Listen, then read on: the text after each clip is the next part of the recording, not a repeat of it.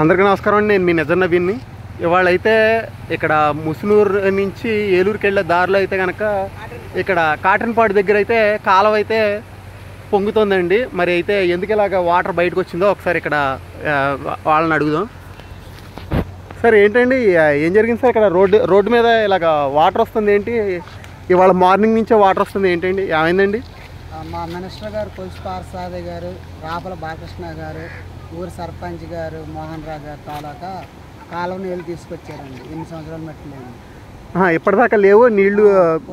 మొన్నే వచ్చి వదిలేరు, కాకపోతే పొద్దు నుంచి స్టార్ట్ అయింది రాత్రి నుంచి. మీ పొలాలన్నింటికి నీళ్లు వదిలేరండి?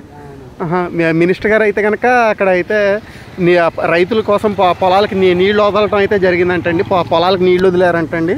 రాపల బాలకృష్ణ గారు, ఈ ఊరు సర్పంచ్ గద్దెల మోహన్ గారు వల్ల వాటర్ తీసుకొచ్చారు మా పొలాలు.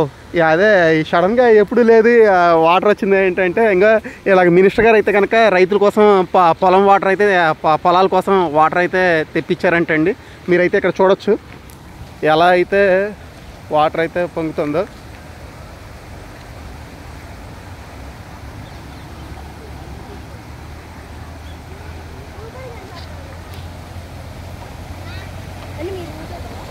అవునమ్మా.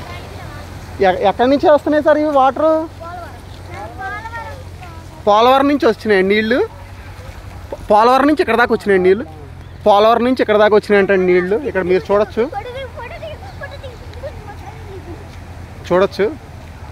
పోలవరం నుంచి ఇక్కడ దాకా అయితే నీళ్లు రైతుల కోసం పార్థసారథి గారు అయితే ఇక్కడ తెప్పించడం జరిగిందని చూడొచ్చు. Okay, thank you. ఇట్లు మీ నిజం నవీన్. Thank you.